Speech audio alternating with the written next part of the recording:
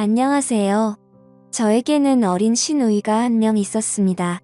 그 당시 21살 대학생이었죠. 아가씨가 19살 때 처음 봤는데 어린 나이에도 싹싹하고 귀여워서 제가 또 남동생만 있다 보니 여동생 같이 이뻐서 자주 챙겨주게 되더라고요. 저희가 분가를 해서 살고 있었지만 시댁이 아파트 단지 바로 옆 동에 있어서 넘어지면 코 닿을 거리였어요. 아가씨는 아직 학생이다 보니 시댁에서 같이 살고 있었고요. 워낙 시댁이랑 사이가 좋아서 왕래가 잦았습니다. 서로 자주 왔다 갔다 하고 시댁에서 고기 구워 먹으면 다음 주에는 저희 집에서 먹고 할 정도로 사이가 좋았어요. 시부모님이 너무 자상하시고 배려심도 깊으셔서 시부모님과의 마찰은 결혼 생활 3년 동안 한 번도 없었을 정도였죠.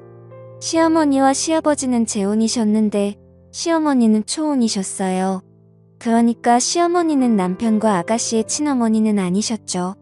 아버님과 20살이나 차이가 나셔서 저희들과 나이 차이가 많지 않으셨지만 사려 깊으시고 따뜻하셔서 제가 참 좋아했습니다.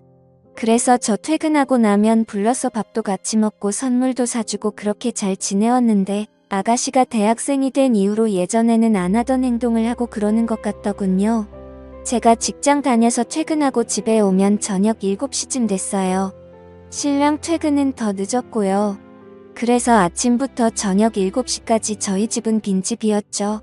저희 집 현관문 비밀번호는 원래 시어머님만 알고 계셨는데 어느 날 아가씨가 저희 집에서 저랑 밥을 먹고 나서 얼두고 갔다고 시어머님한테 저희 집 비밀번호를 물어봤었나 봐요. 그래서 아가씨도 저희 집 비밀번호를 알고 있었습니다. 제가 예쁜 속옷이 좀 많은 편이에요. 관심도 많고요. 그런데 언제부터인가 자꾸 제가 사놓은 새 속옷들이 없어지는 거예요. 한두 개씩 처음에는 제가 둔 곳을 착각했나 했는데 아무리 생각해도 이상하더라고요. 멀쩡히 있던 속옷이 아침에 오늘은 새 속옷 입어야겠다 생각하고 찾으면 없더라고요. 어느 날에는 제 것이 아닌 립스틱이 제 화장대 위에 있어서 이게 누구 거지 하고 신랑한테 물어봤더니 신랑이 말을 더듬으면서 혹시 내 동생 거 아냐? 하면서 자기가 동생한테 연락해보겠다고 하더군요. 제 앞에서 통화하면 되는데 굳이 베란다 가서 통화하는 게 웃기더라고요. 그러더니 물어봤더니 아가씨가 가져간 게 맞다고 했대요. 그래서 말했습니다. 그래? 그런데 왜 우리 집 안방 화장대에 그걸 두고 갔대? 아가씨 안방까지 들어와. 라고 하니 글쎄 그게 왜 거기 있지 하길래 좀 이상했습니다. 그날 아가씨가 저희 집에 올 이유가 없었고 저한테 연락도 없었으니까요. 그때부터 좀 의심이 가는 거예요. 아가씨랑 저랑 가슴 사이즈도 같고 비슷한 체형이라서요. 그래서 말인데 범인 아가씨인 것 같아. 그래 확실해. 어머님이 아가씨한테 우리 집 비밀번호를 알려줬다고 하셨었거든. 그게 마음에 걸려 저번에 올 일도 없는데 우리 집에 화장품을 두고 간 것도 그렇고 제가 이렇게 말하니 남편이 에이 설마 누가 남의 속옷을 가져가 이렇게 말하는데 제가 넣어둔 속옷이 없어진다는 게 아무리 생각해도 이해가 안 되는 거예요. 그래서 그 다음부터는 새로 산 속옷은 아무도 모르게 침대 매트리스 아래에 물건들을 넣을 수 있는 공간이 있는데 그곳에 넣어버렸습니다. 이제는 아무도 내 속옷 안 가져가겠지 생각을 했죠. 그런데 그 후로는 새 속옷이 아니라 제가 빨아놓은 속옷이 없어지는 거예요. 아침 출근하기 전에 빨래 널어놓고 가서 분명히 기억하는데 말이죠. 제가 여동생도 없고 없어질 이유는 아무리 생각해봐도 없는데 아가씨가 성인이 된 이후로 한두 개씩 없어지기 시작한 거 보면 아가씨인 것 같은데 심지는 있지만 확신이 없고 또 대놓고 물어보기도 이상한 것 같고 해서 어떻게 해야 할지를 모르겠더군요. 제 친한 친구에게 고민 상담을 하니 아가씨랑 같이 쇼핑 가서 아가씨 속옷 하나 골라서 선물해주라고 그런 얘기하면 서로 껄끄러워지니 그렇게 해서 눈치 한번 줘보라고 하더라고요. 그래서 아가씨에게 다른 이야기 없이 다음날 속옷을 여러 개 선물해줬습니다. 없어진 속옷들이랑 비슷한 디자인으로 10세트나 샀어요. 아가씨 제가 속옷 사러 갔는데 너무 이쁜 게 많아서 아가씨 생각나서 하나 샀어요 하고 선물해주니 언니 생일도 아닌데 왜 속옷 선물이에요? 잘 입을게요. 고마워요 하면서 해맑게 받더라고요. 이제는 내 속옷 욕심내거나 훔쳐갈 일 없겠지 싶었는데 그 후로도 속옷 도둑의 소행은 멈추지 않았고 결국 저는 남편에게 금요일 저녁 퇴근 후 시댁에 가자고 했어요.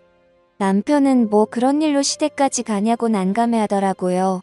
그래서 이건 심각한 거다. 일종의 경고를 할 필요가 있다고 말을 했습니다.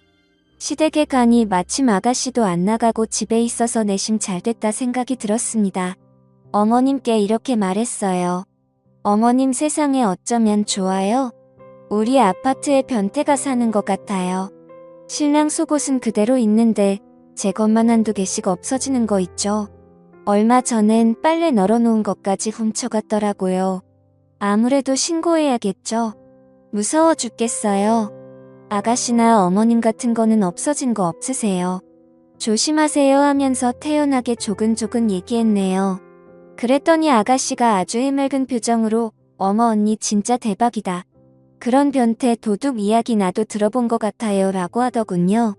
뻔뻔하단 생각이 들었습니다. 어머님이랑 아버님은 언제부터 없어졌냐고 새아가 조심하라고 신고부터 해야 하는 거 아니냐고 하시더라고요. 그러자 아가씨는 아니 엄마 뭘 신고까지 해. 증거 같은 것도 없고 새언니가 직접 변태를 만난 것도 아닌데 하더라고요. 그때 역시 범인은 아가씨였구나.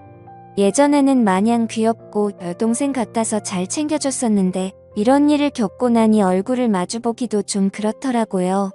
화장품이나 향수 같은 걸 가져갔으면 그래도 덜 당황스러웠을 텐데 말이죠. 그로부터 일주일 정도는 아무 일 없이 잘 지냈어요. 그 일 덕분에 제가 퇴근하자마자 속옷을 확인하는 게 일이었거든요.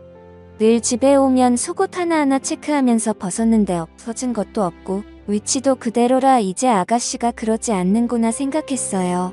그때 시댁에 가서 말하길 잘했다 생각하고 있었죠.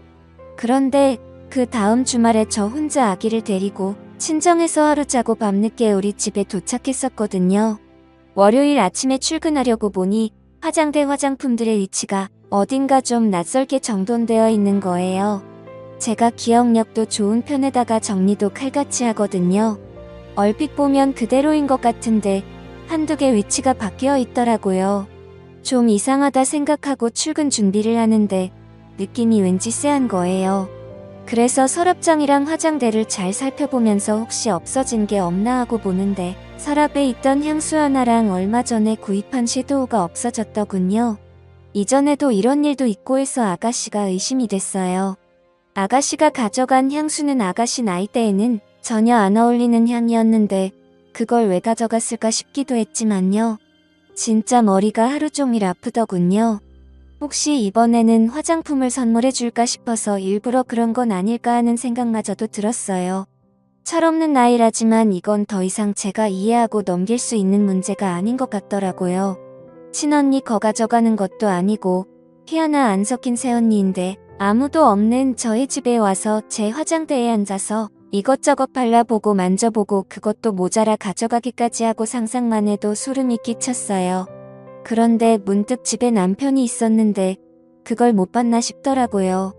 그래서 남편에게 자기야 혹시 나 없을 때 주말에 집 비운 적 있어? 말했더니 뭐 집에만 있었다고. 그럼 우리 집 안방에 누가 왔다 간 거 못 봤어? 내가 화장품이랑 향수가 없어졌어라고 했더니 갑자기 누나를 조금 굴리더니만 생각해보니까 내가 너 없을 때 잠깐 집 앞에서 밥 혼자 먹고 왔는데 그때 누가 왔다 간 거 아닐까라고 하더군요. 그러면서 인중을 긁는데 남편이 조금 이상했습니다. 남편이 보통 거짓말을 할 때 인중을 긁고 하는데요. 그날 회사 가서도 또 아가씨가 우리 집에 와 있진 않을까 또 몰래 와서 뭐라도 뒤져보진 않을까 남편이 왜 인중을 긁었을까 뭘 숨기고 있는 걸까 별별 생각이 들더군요. 그래서 일도 제대로 못했어요. 그리고 퇴근 후 집에 가서 어떻게 할 건지 1시간 동안 시나리오를 짜듯 머릿속에 다 그려놓고 아가씨에게 전화를 했습니다.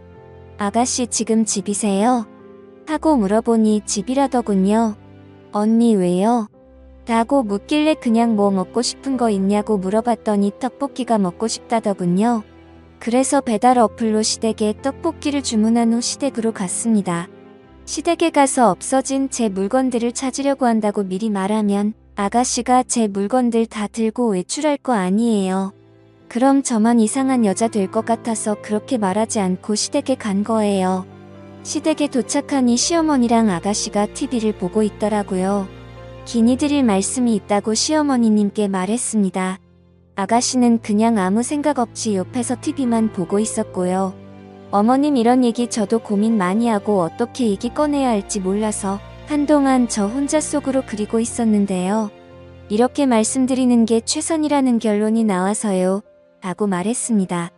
시어머니는 제가 이렇게 진지하게 얘기 꺼낸 적도 없고 무슨 영문인지 모르시니 그래 무슨 얘기인지 몰라도 하게 얘기해봐라 라고 하셨어요. 그래서 어머님한테 어머님 저번에 제가 드린 말씀 기억하세요? 제 속옷만 없어졌다는 얘기요. 사실 그때 속옷 없어진 날 누구 건지 모를 화장품이 제 안방 화장대에 있었어요. 그래서 아가씨한테 물어보니 아가씨 거라고 하더라고요.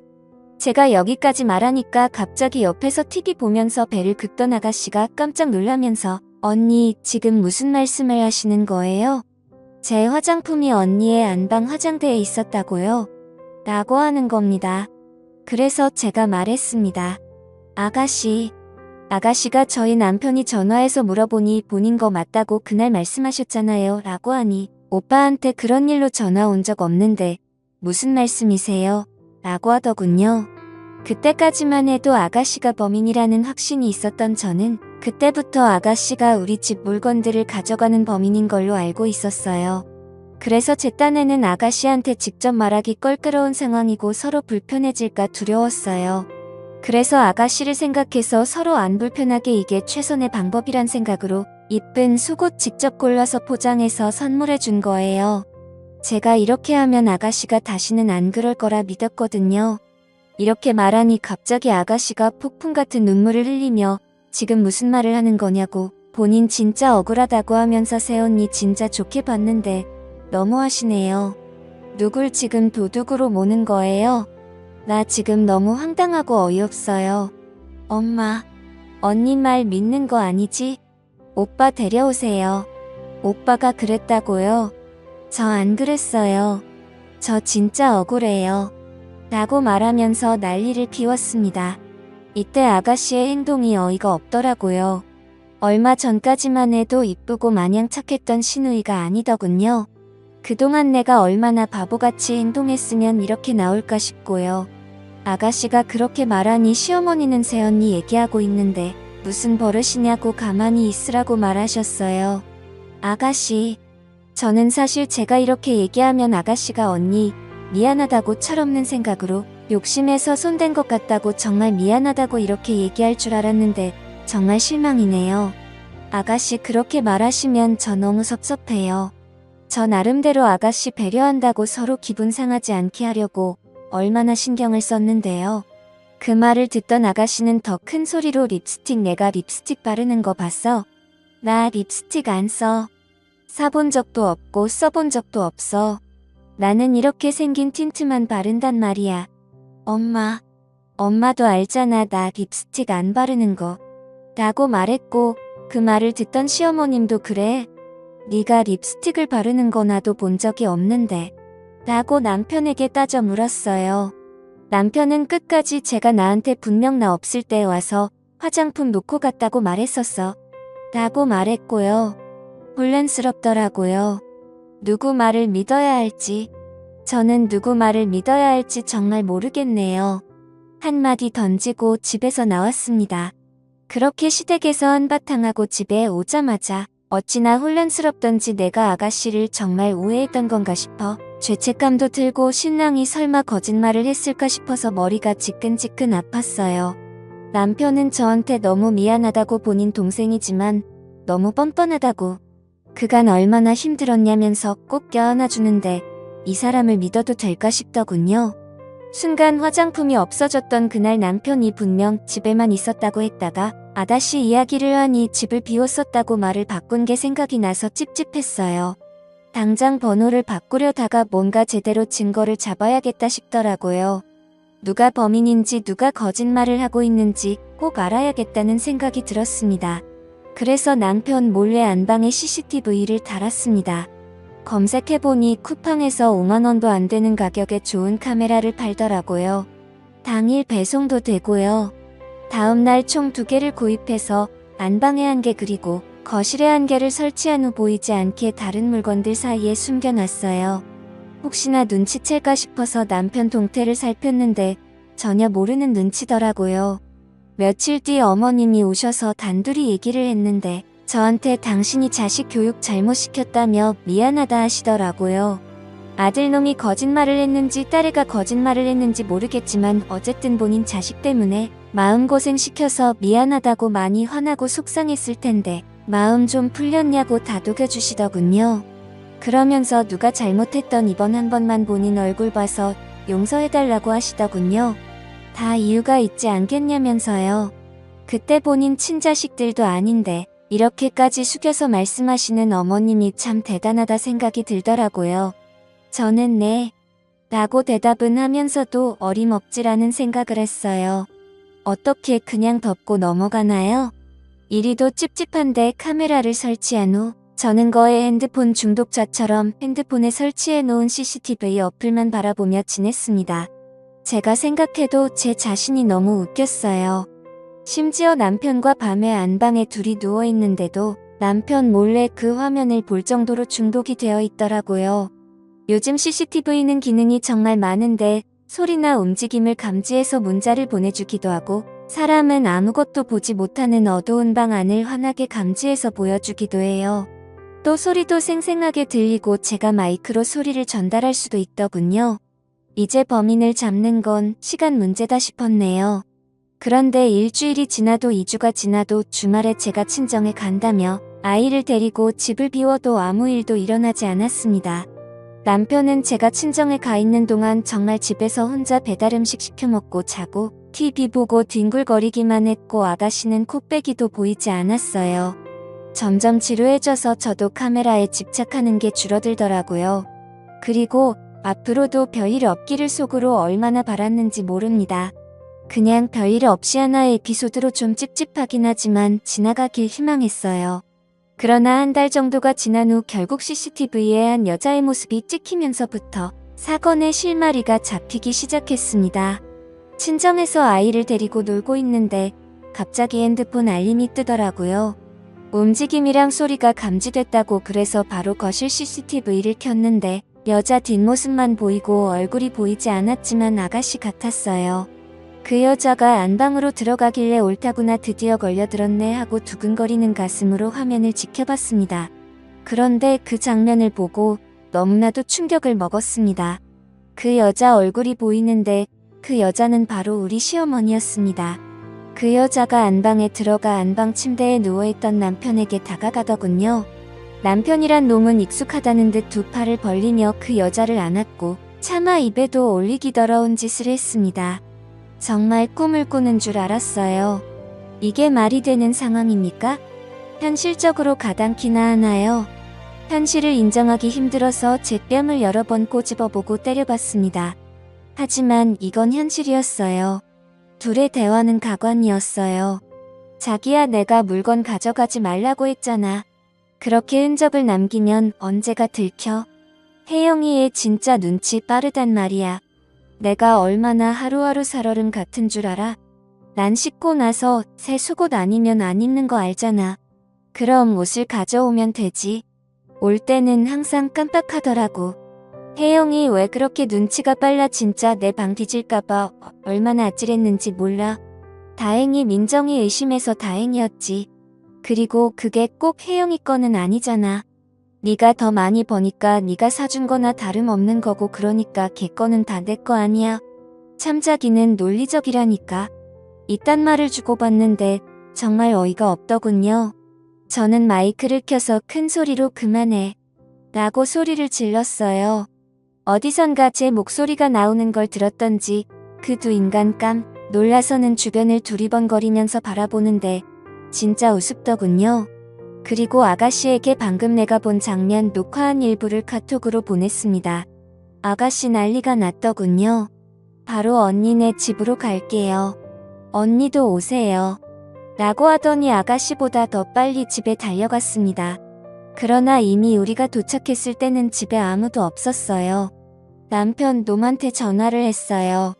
어디냐고 당장 나오라고 그랬더니 카메라 설치한 거 다 확인했다고 말했습니다. 그러자 오히려 뻔뻔하게 그렇게 사람 의심해서 카메라까지 설치하니까 좋냐고 하면서 당신 그게 불법인 거 아냐면서 당당하게 소리를 지르더군요. 내 집에 내가 설치한 게 왜 불법이냐, 자꾸 도둑이 들어서 설치한 거니, 문제없고 어머님이라고 불렀던 그 더러운 인간은 주거 침입으로 고소하고 너네 둘 다 상간소송으로 위자료 제대로 뜯어낼 거라고 피해 보상까지 각오하라고 했습니다. 옆에 있던 아가씨도 열받아서 오빠가 어떻게 나를 도둑으로까지 만들면서까지 이런 짓을 할 수 있어? 아줌마 내가 가만 안 둘 거라고 소리를 쳤고요. 그리고 신우가 바로 아버님께 전화해서 모든 상황을 알리니 도저히 믿지를 못하시더라고요. 그래서 아버님께도 제가 직접 카톡으로 영상 보내드렸습니다. 그 후 아버님 쓰러지시고 집안이 정말 풍비박산이 났네요. 이제 소송을 시작해야 하고 뭔가를 해야 하는데 진짜 이게 현실로 받아들여지지 않아서 너무 힘이 듭니다. 앞으로 어떻게 해야 할지 모르겠네요. 조언 부탁드립니다. 감사합니다.